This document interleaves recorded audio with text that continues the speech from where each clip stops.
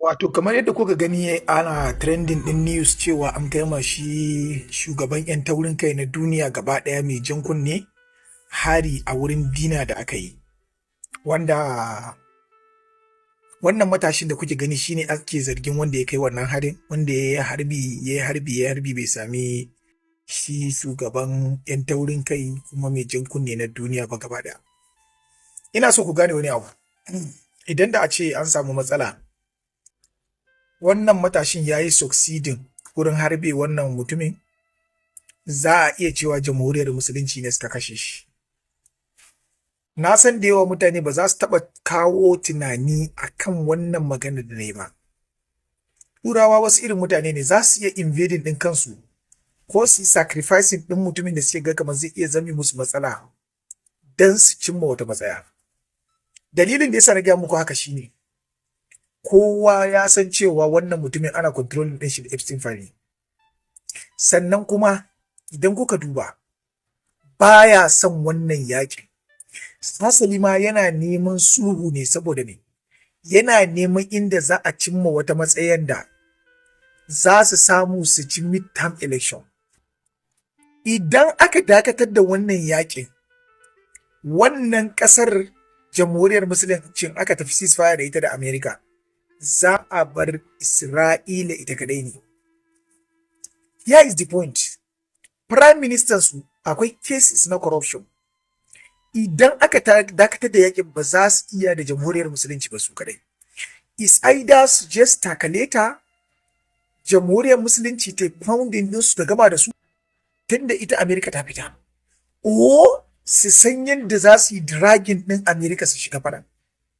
Yanzu idan da a ce successfully wannan matashin ya samu ya harbe wannan mutumin na Amerika, da me za a ce jamhuriyar musulunci sun kashe shugaban ƙasar Amerika a shiga yaƙi da su. Wannan ina gaya muku game theory ne. Game theory ne.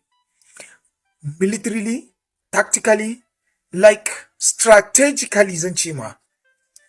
Idon duniya gaba ɗaya za a ce jamhuriyar musulunci sun kashe shugaban ƙasar Amerika. Saboda haka za a yi declaring war against wannan ƙasar. Shi yasa mutane da yawa su tsaya su karanci yadda yaƙi yake tafiya.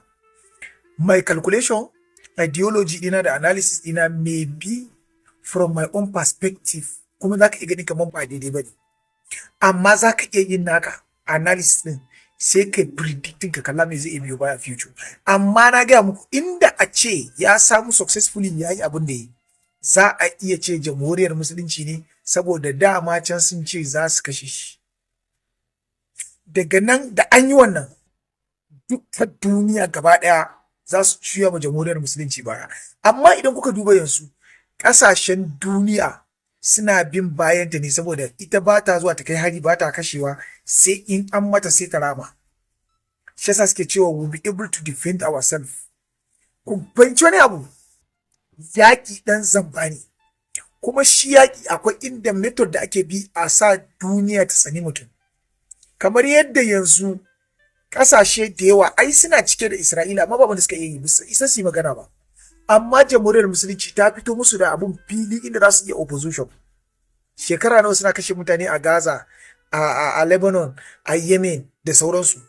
Waye iya taka mata birki? Duk sai dai su yi dialogue da wani summit na banza, a yi surutu a tashi. Ba action ɗin aka taɓa take. Amma yanzu fa, ba ku gani ba? Su suke neman ceasefire a baya. Aka nemi aka shiga da Amerika da sauransu aka taka birki. Aka dawo suka ce wai ana kashe musu masu mutane. Sai ake tambayar su abin da suke a Palestine fa. Allah ya sa mu gane wannan geopolitics din. Geopolitics ba magana addini bane. To Allah ba magana addini bane.